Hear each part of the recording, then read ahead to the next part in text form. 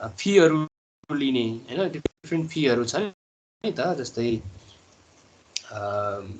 छन् भेरियस यस्ता फीहरू छन् कि त्यो फीहरू पनि के हुन्छ त भन्दा कानुनको आधारमा नै लिने काम गरिन्छ।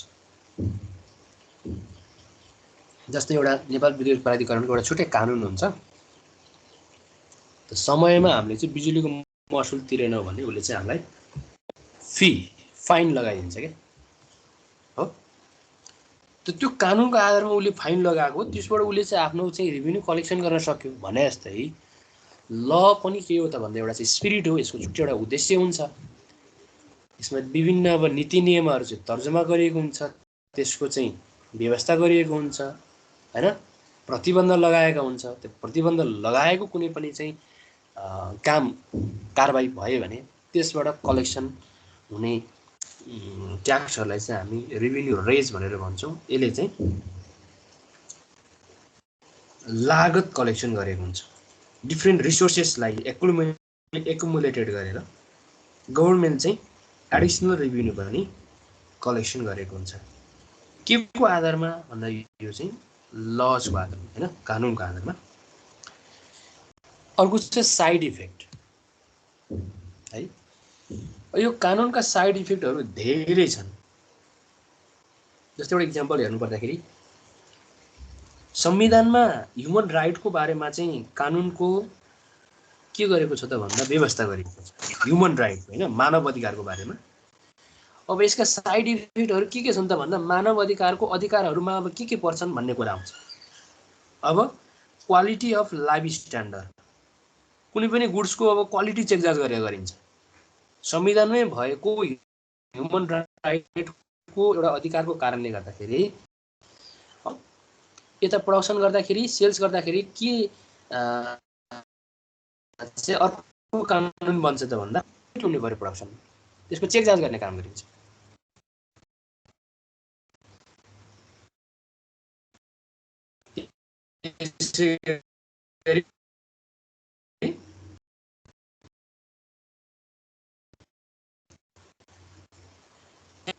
अधिकार भन्न छ उसको अधिकार, उसको बोल्न पाउने अधिकार, उसले चाहिँ क्वालिटी गुड्स प्रडक्सन गर्ने अधिकार,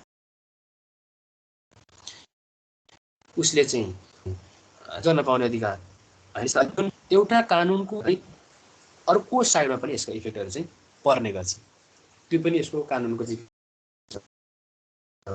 फिचर्स भयो क्या, मासुलाई चाहिँ कभर गर्ने। त्यसै गरी अस्ति हामीले त्यसमा एउटा इक्जाम्पल लियौँ, सूचनाको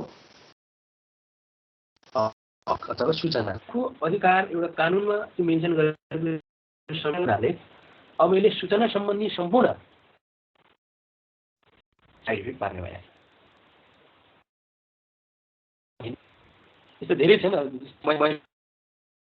मान्ने हकहरू। अब महिलालाई नै लिएर हैन, जग्गा पास गर्दाखेरिको महिलाको नाममा गर्दाखेरि हो, महिलाको नाममा चाहिँ अब कुनै पनि बिजनेस अर्गनाइजेसन इस्टाब्लिस गर्दाखेरि होस् हैन, अब महिलाको नाममा चाहिँ नागरिकता बनाउँदा होस्, महिलाको नाममा चाहिँ छोराछोरीको जन्म दर्ता अथवा बिहा दर्ता गर्दा होस्, यी आदि इत्यादि कारणमा एउटा महिला सम्बन्धी संविधानमा भएको हकले यसका साइड इफेक्टहरूमा नै असर पार्छन् र त्यस्ता त्योसँग सम्बन्धित कानुनहरू पनि परिमार्जित भएर आउँछ, नयाँ कानुनको व्यवस्था पनि हुन्छ है। यो चाहिँ हामीहरूको लको फिचर्समा छ। अर्को छ पर्फर्मेन्स। कानुनले पर्फर्मेन्स देखाउने हो। कानुन बन्ने मात्रै होइन कि आफ्नो कानुन अनुसार भएका नीति नियमहरूको आधारमा पर्फर्मेन्स देखाउने काम पनि हो हैन। राज्यले चाहिँ अहिले भर्खर हामीले कुरेका छौँ मानव अधिकार ह्युमन राइट्सको बारेमा चाहिँ पर्फर्मेन्स भएन भने कानुनको चाहिँ रेस्पेक्ट हुँदैन। अनि कानुनले हामीले फलो गर्नु भनेको के हो त भन्दा काम। अर्को छ फलिबिलिटी। फलिबिलिटी भनेको ढाल्न सकिने अथवा गिरावट हुन सक्ने हैन। गिरावट हुन सक्ने भनेको चाहिँ कस्तो भन्दा यसको आफ्नो उद्देश्य, कानुन भनेको यसको उद्देश्य हुन्छ। कानुनको चाहिँ कानुन बनाउनुको पनि बिनाको कानुन हुँदैन, जुनसुकै कानुनको पनि उद्देश्य छ। जस्तै गुरुङ प्राइभेट फर्म रजिस्ट्रेसन, यो एउटा कानुन हो। त यो कानुनको उद्देश्य के हो त भन्दा प्राइभेट फर्मको चाहिँ इस्टाब्लिस गर्ने, प्राइभेट फर्मको चाहिँ रन गर्ने, प्राइभेट फर्मको चाहिँ अपरेसन गर्ने, प्राइभेट फर्मको चाहिँ क्लोज गर्ने, सम्पूर्ण प्राइभेट फर्मसँग सम्बन्धित नीति नियम नै यसको के भयो त उद्देश्य भयो। अब यो कानुन चाहिँ यसको उद्देश्य अनुसार ढल्न सक्ने भयो, यसको उद्देश्य अनुसार जान सक्ने भयो। त्यसलाई हामी एउटा फ्लेक्सिबिलिटी पनि भन्न सक्छौँ। फलिबिलिटी भनेको यसको डिफ्रेन्ट साइड इफेक्ट नै यो उद्देश्य अनुसार चाहिँ यो गिरावट हुन सक्ने या ढल्न सक्ने, त्यो कानुनको उद्देश्य अनुसार फलिबिलिटी भनेको है। भनेको उसको अब्जेक्टिभ अनुसार चाहिँ कानुन चाहिँ फल हुन सक्छ भन्नु नै के हो त भन्दा फलिबिलिटी हो क्या। कानुन अनुसार चाहिँ यो चाहिँ लचक हुने हो क्या है। यो नै अहिले भर्खरै हामीले कुरा गऱ्यौँ, यो चाहिँ फिचर्स भयो हैन। जस्तै फलिबिलिटीमा अर्को कुरा गर्नु पर्दाखेरि कुनै पुरानो रुल्समा चाहिँ अनएक्सेप्टेड जस्तो छ अथवा समय अनुसार चाहिँ नयाँ नयाँ नीति निर्माणहरू गर्नुपर्ने हुन्छ, हो त्यो नै फलिबिलिटी हो क्या। पुरानो 2000 यो 72 सालको भन्दा अगाडिको चाहिँ एउटा संविधान थियो 63 हो अन्तरिम संविधानमा भन्दा अहिलेको 72 मा भएको संविधानमा चाहिँ 10 वटा मौलिक हक अधिकार थप गरिएको छ। त्यो हुनु इम्पोर्टेन्ट समय अनुसारको एमेन्डेड, समय अनुसारको कानुनको यसको चाहिँ चेन्ज हो कि हैन। गतिशील अनुसारको यसको चाहिँ के हो त भन्दा परिवर्तन अनुसार नै, परिवर्तन नै के हो त भन्दा फलिबिलिटी हो हैन। भन्नु नै नयाँ समय अनुसार परिमार्जन गर्न सक्नु नै फलिबिलिटी नै गर्नु है। फलिबिलिटी भनेको समय अनुसार यसका नीति नियम है परिमार्जन गर्न सक्नु नै फलिबिलिटी हो। यो त भयो लका फिचर्स। अब हामी बिजनेस लतिर जाउँ है।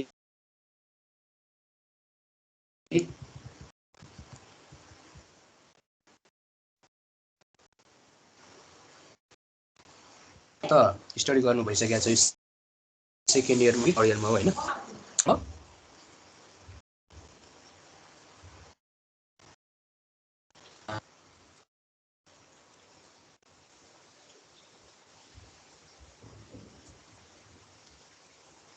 ल हेर्नुहोस्, कुरा त्यही नै हो, बिजनेस लकै बारेमा हो हैन। बिजनेस ल भने तपाईँ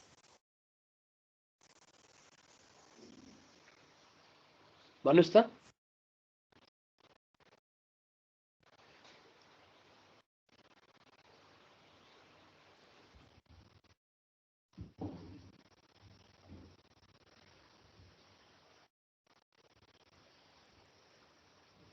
खै त हेलो म्याम,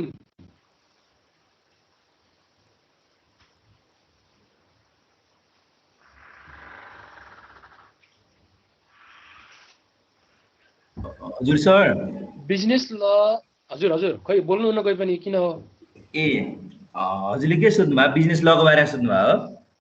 तपाईले बिजनेस ल अहिले सेकेन्ड इयरमा पढ्नु हो कि थर्ड इयरमा पढ्नु हो? सर अहिले भर्खर हो, थर्ड इयरमा हो सर बिजनेस ल भन्ने। अब यसपछि पढाउनुहुन्छ गोकुल रुवाली सरले। थर्ड इयरमा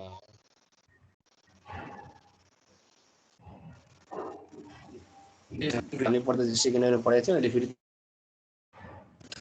पढ्नुहुन्छ भने त बिजनेस लको बारेमा सम्पूर्ण गतिविधि तपाईँलाई थाहा छैनछ होइन। बिजनेस ल भनेको के हो, यसको अब्जेक्टिभ के हुन्छ होइन, तपाईँले हेर्न पनि सक्नुहुन्छ होइन। सक्सेसफुल्ली स्टडी त्यो बिजनेस ल स्टडी गरिसके पछाडि the student will be able to know होइन, तपाईँहरूले जान्नुपर्ने कुराहरू, बुझ्न सक्ने कुराहरू पनि दिएका पनि छन्। अब हाम्रो त्यही पाटोको पेरिफेरीमा नै यो एउटा चाहिँ च्याप्टर हो, बिजनेस ल नै हो मेनली। यो च्याप्टर 3 भन्नु नै एउटा बिजनेस लकै पार्ट हो भन्दा पनि हुन्छ, किनभने बिजनेससँग सम्बन्धित विभिन्न ल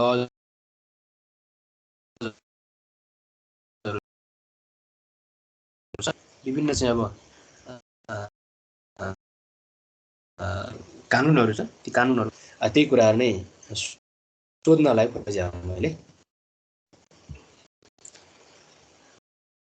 बिजनेस ल भन्नु साथ काइन्ड्स अफ बिजनेस एक्टिभिटिजसँग सम्बन्धित भएको हुन्छ होइन।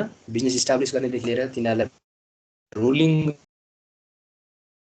गर्नेदेखि लिएर त्यस्तै बिजनेस अर्गनाइजेसनलाई अपरेट लका पर्पोजेसहरू हेरौँ हामी सरसाथी।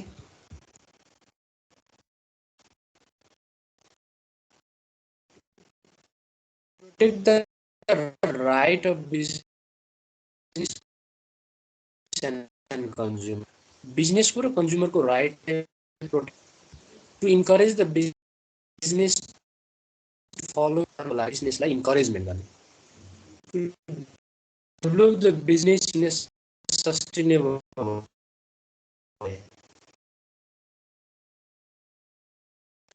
बिजनेसलाई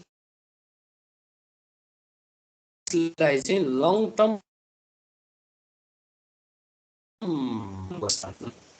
contribute towards the national development. त बिजनेस सेक्टरको कन्ट्रिब्युसनलाई नेसनल डेभलपमेन्ट राष्ट्रिय विकासतर्फ चाहिँ है त। अब business legislation in Nepal, business लेजिस्लेसनमा हेर्नु पर्यो भने प्राइभेट फर्म रजिस्ट्रेसन एक्ट 2014 यो बिएसमा हो, चाहिँ 1950 चाहिँ यो एडीमा है। प्राइभेट फर्म रजिस्ट्रेसन एक्ट 1958 एडीमा र पार्टमा हो अथवा 2020 कम्पनी एक्ट 2006 अथवा 2063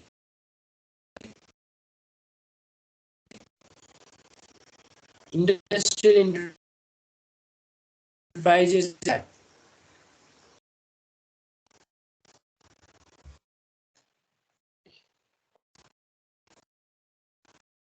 यो 2016 है।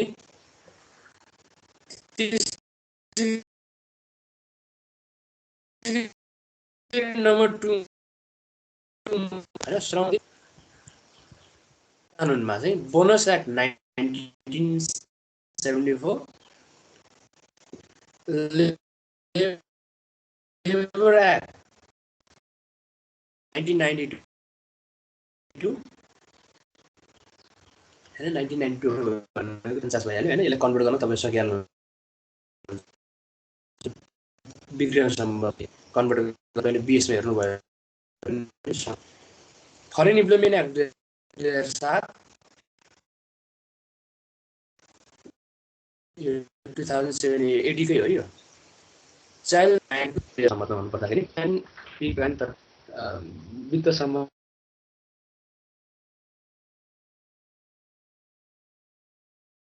अनि चाहिँ foreign investment and technology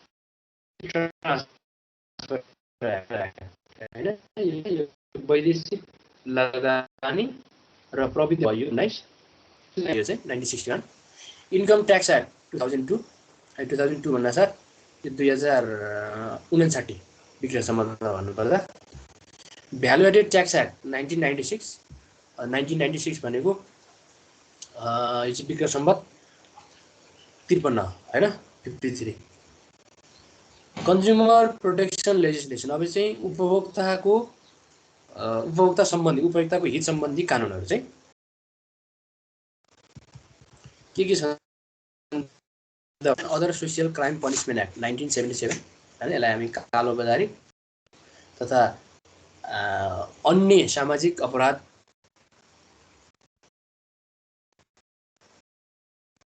punishment act भनेर भन्छु हैन। अर्को चाहिँ 1966 के भयो बिजनेस लेजिस्लेसन इन नेपालमा भयो हैन।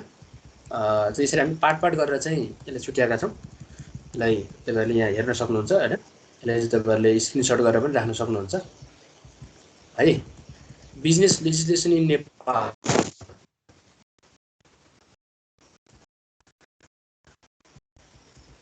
यसमा चाहिँ एक्ट र इन्डस्ट्रियल इन्टरप्राइज भइहाल्यो, जम्मा 4 वटा। त्यसै गरी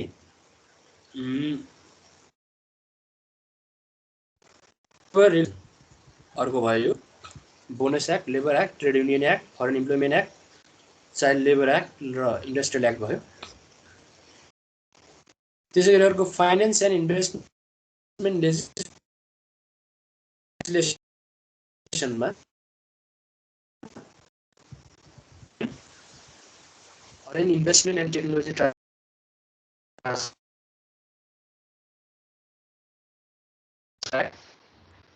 foreign exchange regulation act, income tax act, value act हामी लिन सक्छौँ है। अब हामी यो मध्येकै एउटा टपिकमा स्टडी गर्छौँ अहिले। हामीसँग टाइम पनि है। वैदेशिक लगानी तथा प्रविधि हस्तान्तरण ऐन 2019 ल हेर्नुहोस् है त।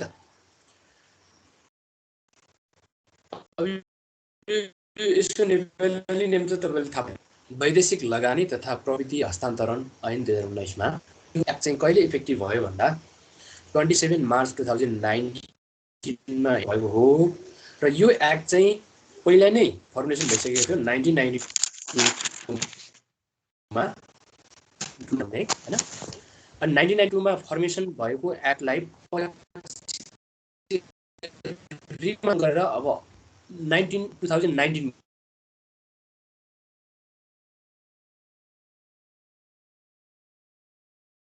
बनाएको यो है।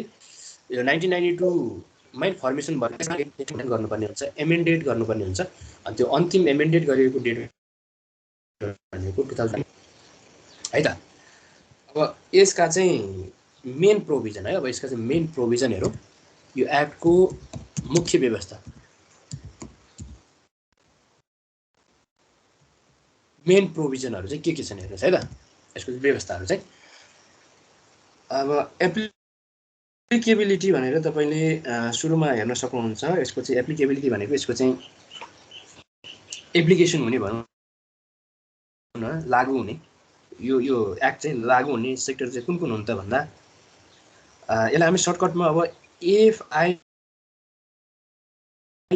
सर्टकटमा भन्नुपर्दाखेरि एफआइटिटिए पनि भन्छौँ है सर्टकटमा, एफआइटिटिए हैन सर्टकटमा भन्दाखेरि। अब यो एप्लिकेबिलिटी यसको चाहिँ एप्लिकेबल कुनलाई छ त भन्दाखेरि अब यसको अन्तर्गतमा पनि अब अरू विभिन्न एक्टहरू छन्। जस्तै public private partnership and investment act, public कम्पनीमा अथवा प्राइभेट कम्पनीमा वैदेशिक लगानी हुन्छ भने त्यो सम्बन्धी एक्ट छ, त्यो एक्टमा पनि लागू हुने भयो हैन। त्यसलाई हामी भन्छौँ कि private partnership and investment act.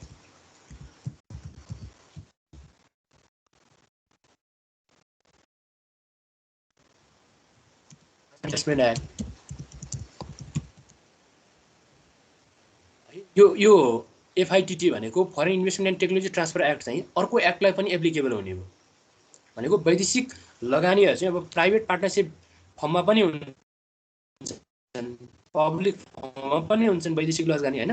भने सरकारले पनि वैदेशिक चाहिँ लगानी लिएर चाहिँ लगानी गर्छ।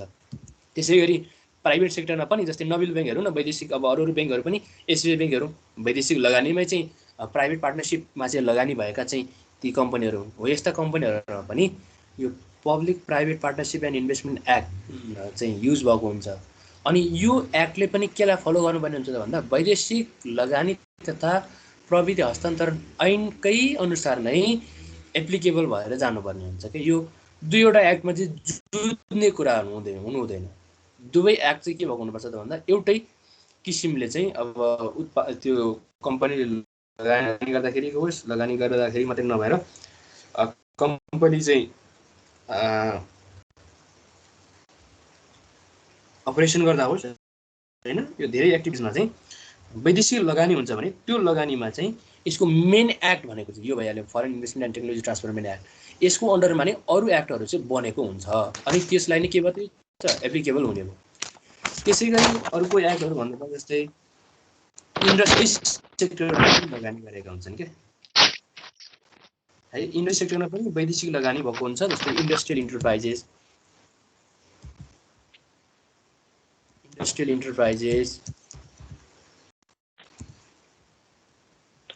एक्टमा होइन, इन्डस्ट्रियल इन्टरप्राइजेस एक्टमा होइन। त्यसै गरी फरेन एक्सचेन्ज एक्टमा होइन, फरेन एक्सचेन्ज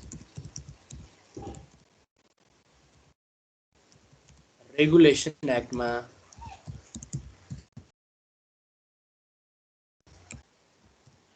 है। अब यो एक्टहरू बनाउँदा पनि यो FTTA foreign investment and technology transfer एक्टकै अन्डरमा चाहिँ बन्ने भयो। भन्नुको मतलब यो एक्टको चाहिँ के भयो त भन्दा एप्लिकेबल एक्टहरू यिनीहरू भयो क्या।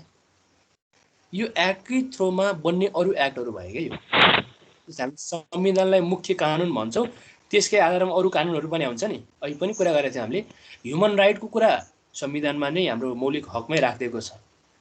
अनि त्यो ह्युमन राइटको बारेमा त अब सम्पूर्ण सेक्टरमा ह्युमनसँग सम्बन्धित भएको अधिकारहरू के कति छन् ती सबैलाई समेट्ने गर्छ र अरू एक्टहरूमा पनि त्यसलाई एडजस्ट गरेका हुन्छन् भनेपछि यो पनि मेन एक्ट भयो। Foreign investment and technology transferment act चाहिँ मेन एक्ट भयो। अब यसको एप्लिकेबल चाहिँ अरू विभिन्न एक्टहरूमा पनि हुने भयो है। यो तपाईँहरूको अलि साउन्ड आइरहेछ, मैले सबैलाई म्युट गरिदिन्छु है। केही पर्यो भने तपाईँले अनम्युट गरेर बोल्न सक्नुहुन्छ।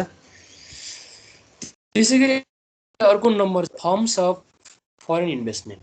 यो मेन प्रोभिजनमा छौँ है हामी अहिले। मेन यसको चाहिँ मुख्य व्यवस्थाहरू के छन् त यो एक्टको होइन, यो एक्टको मुख्य व्यवस्थाहरू के छन् त्यसमा छौँ हामी। Firms of foreign investment. अब वैदेशिक लगानीका फर्महरू चाहिँ अब आधारहरू चाहिँ के छन् त भन्दा यो एक्टले कस्तो कस्तो लगानीलाई चाहिँ यो एक्टले बाँधेको छ भन्दाखेरि होइन। यो अब तपाईँहरूसँग बुक छैन नभए पनि मैले सबै कुरा चाहिँ यहाँ तपाईँलाई दिने कोसिस गरेको छु। तपाईँहरूले यहीँ हेरेर पनि धेरै कुरा बुझ्न सक्नुहुन्छ। अब यो एक्टले चाहिँ विभिन्न कुरामा चाहिँ विचार पुर्याएर चाहिँ यो वैदेशिक लगानी तथा ट्रान्सफरमेन्ट टेक्नोलोजी ट्रान्सफरमेन्ट एक्ट बनेको छ। त्यसमा के पर्छन्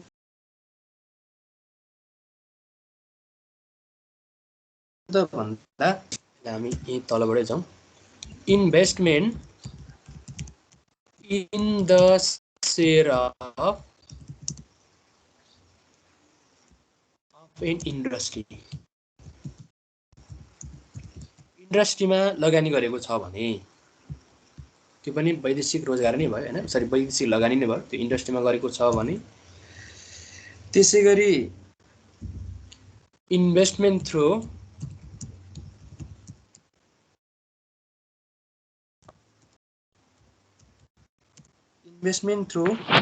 purchase of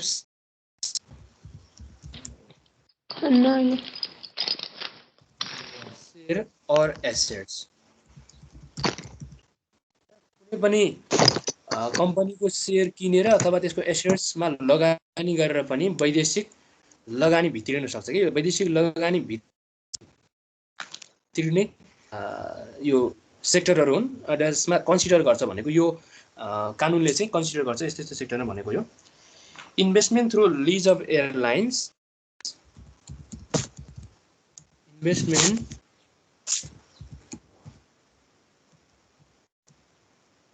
through lease of airlines.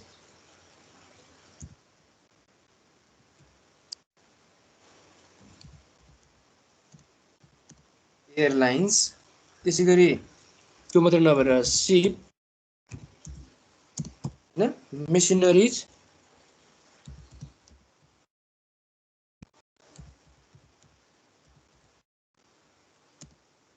त्यसै गरी इक्विपमेन्टहरु हो यस्ता विभिन्न एसेट्सहरुमा चाहिँ लगानी गरेर पनि वैदेशिक यो लगानी सम्बन्धी कानुनलाई चाहिँ युज भएको हुन्छ के हैन त्यो वैदेशिक लगानी चाहिँ यस्ता विभिन्न सेक्टरमा चाहिँ लगानी भएर आउने गर्छन् हैन विभिन्न क्षेत्रमा चाहिँ लगानी भएर आउने गर्छन् यो लगानी भएर आउने क्षेत्रहरु चाहिँ के छन् त अब यिनीहरुमा चाहिँ कन्सिडर गर्ने रुल्सको बारेमा नै हामीले कुरा गर्दै छौं टेक्नोलोजी ट्रान्सफर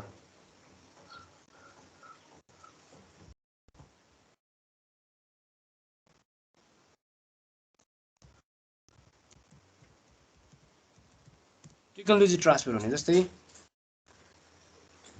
इन्टेलेक्चुअल प्रोपर्टी भयो हैन फ्र्यान्चाइजिङ भयो म्यानेजमेन्ट भयो एडभाइजरी भयो मार्केट सर्भिसहरु भयो हैन यस्तो सेक्टरमा पनि यो टेक्नोलोजी ट्रान्सफरमेन्ट हुने गर्छन् के जस्तै आजभोलि त हामी विभिन्न प्रकारका चाहिँ टेक्नोलोजीहरु युज गरिराखेका छौं त्यो चाहिँ वान कन्ट्री हुँदै अनदर कन्ट्रीमा विभिन्न कन्ट्रीमा चाहिँ ट्रान्सफरमेन्ट हुने गर्छ हैन जस्तै मार्केटमा प्रोभाइडिङ गर्ने सर्भिसहरु है अनि इन्टेलेक्चुअल प्रोपर्टीहरु भयो हैन विभिन्न म्यानेजमेन्ट सम्बन्धी चाहिँ एडभाइजरी भयो हैन विभिन्न म्यानेजमेन्ट सम्बन्धी चाहिँ मिटिङहरु भए हैन त्यो अनुसार नै रन हुने हुन्छन् त्यो टेक्नोलोजीहरु चाहिँ ट्रान्सफरमेन्ट हुने हुन्छन् यसमा पनि हामीले कन्सिडर गर्नुपर्ने हुन्छ भनेको मतलब यो सेक्टरमा पनि वैदेशिक लगानी हुँदाखेरि चाहिँ यो एक्टले काम गर्ने गर्छ हैन investment in capital investment fund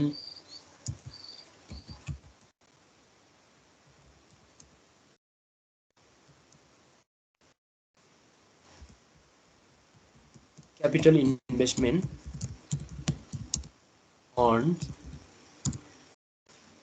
त्यसै गरी रिइन्भेस्टमेन्ट अफ प्रॉफिट हैन यहाँ कमाएको प्रॉफिट फेरि रिइन्भेस्टमेन्ट गर्ने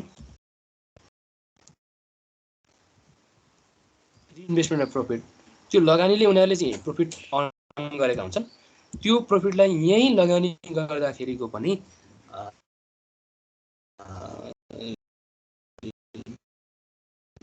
वैदेशिक लगानी तथा प्रविधि ट्रान्सफरमेन्ट एक्टमा नै यी कुराहरु चाहिँ मेन्सन गरेको छ के हैन कस्तो कस्तो कन्डिसनमा चाहिँ यो एक्ट लागू हुन्छ भनेर मैले एउटा एक्जाम्पलको रूपमा लिन सक्नुहुन्छ तपाईं जस्तै स्टक मार्केटमा पनि लगानी गर्ने हुन्छ जस्तै तपाईहरुले हामी नेपालबाट चाहिँ अरु विभिन्न वैदेशिक अथवा विदेशको अथवा फरेन स्टक मार्केटमा पनि हामी इन्ट्री गर्न सक्छौं लगानी गर्न सक्छौं उनीहरुले पनि हाम्रो स्टक मार्केटमा चाहिँ लगानी गर्न सक्छ इन्ट्री गर्न सक्छ हैन इन्भेस्टमेन्ट इन स्टक मार्केट उले चाहिँ नेपालको बोन्डमा लगानी गर्न सक्छ डिबेन्चरमा लगानी गर्न सकेको हुन्छ हैन त्यो कम्पनीमा लगानी गरेको हुन्छ अथवा त्यो कम्पनीको शेयरमा लगानी गरेको हुन्छ यी आदि जे कुरा चाहिँ वैदेशिक लगानीको रूपमा भित्रिएको छ त्यो सम्बन्धी सम्पूर्ण चाहिँ यो एक्टिभिटिजमा चाहिँ कन्सिडर गर्छ यो एक्टले भन्न खोजेको है अर्को छ एप्रुभल रिक्वायरमेन्ट्स हैन यो एक्टले चाहिँ वैदेशिक यो लगानी तथा प्रविधि हस्तान्तरणले चाहिँ एप्रुभमेन्ट पहिला गर्ने गर्छ के जस्तै वैदेशिक लगानी हुनुभन्दा अगाडि वैदेशिक लगानीको चाहिँ एप्रुभमेन्ट भइसकेपछि न नेपालमा इन्भेस्टमेन्ट गर्ने हो नेपालबाट त अथोरिटी लिनु पर्यो हो त्यसलाई नै हामीले यो एप्रुभल रिक्वायरमेन्ट भनेको हो है जस्तै हामीले यो नेपालीले चाहिँ विदेशमा गएर कुनै पनि कम्पनी खोल्न चाहन्छ कुनै पनि चाहिँ देशमा लगानी गर्न चाहन्छ त्यहाँको शेयर किन्न चाहन्छ हैन सम्पूर्ण चाहिँ बिजनेस सम्बन्धी गतिविधि गर्न चाहन्छ भने त्यो कन्ट्रीको त एप्रुभल लिनुपर्ने हुन्छ हो। त्यसै गरी नेपालमा पनि अरू विदेशी लगानीका चाहिँ कम्पनीहरू चाहिँ विदेशी लगानी चाहिँ भित्रिन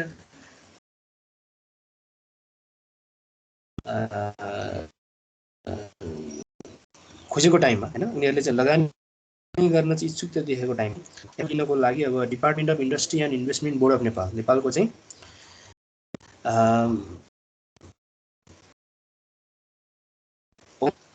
बाट चाहिँ लिनुपर्ने हुन्छ हैन। यो समितिको नाम चाहिँ के हो त भन्दा डिपार्टमेन्ट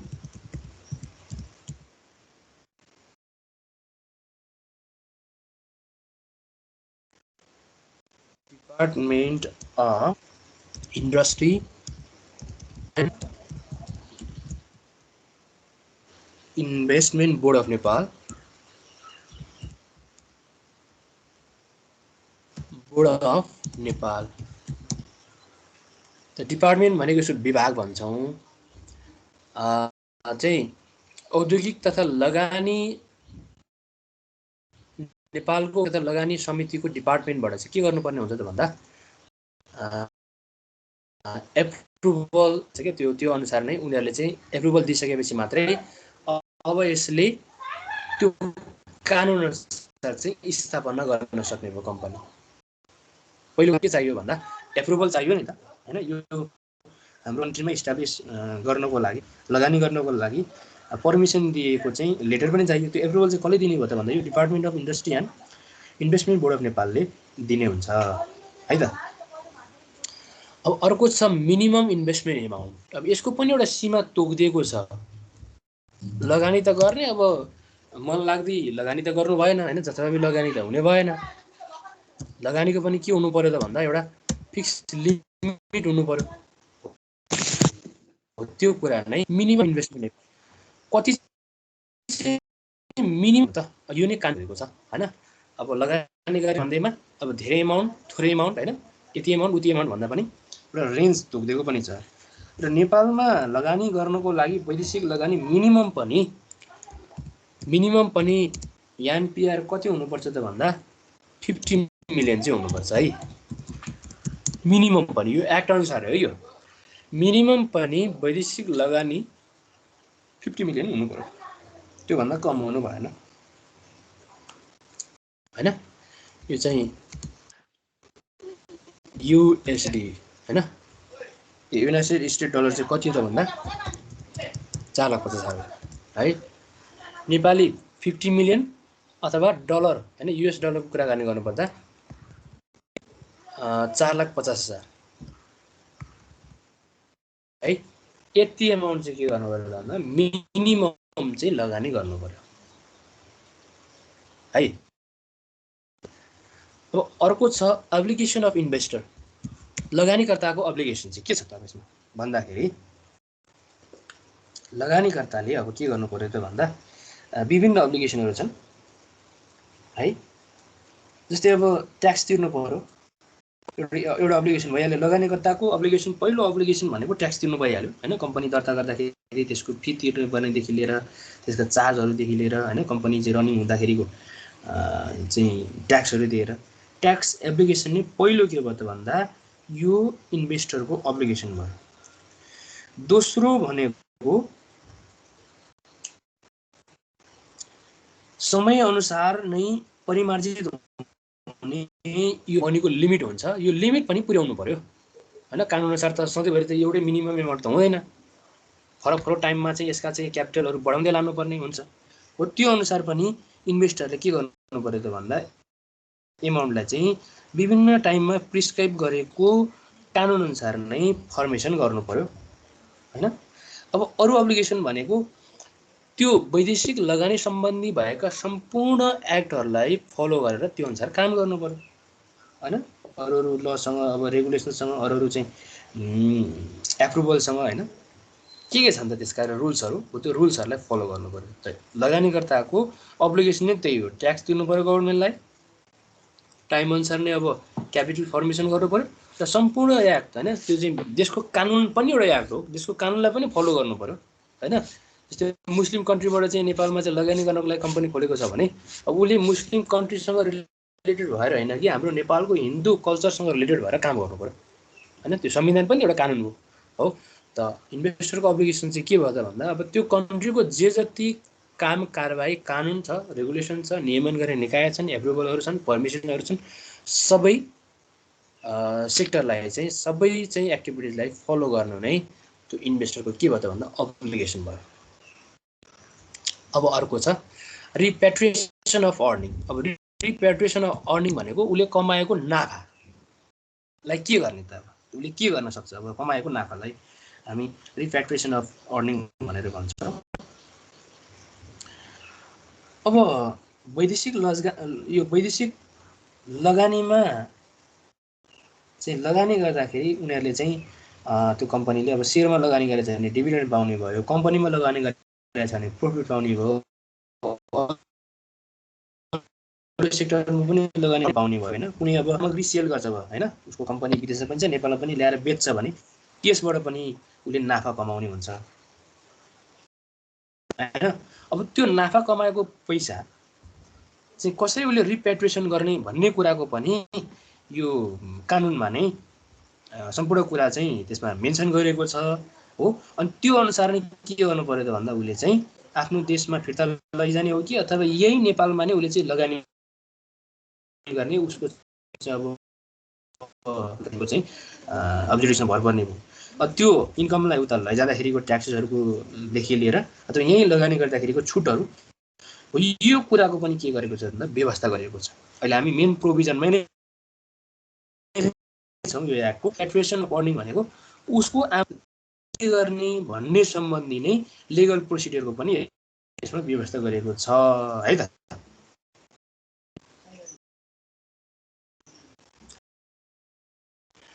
अर्को छ प्रोभिजन अफ भिजा।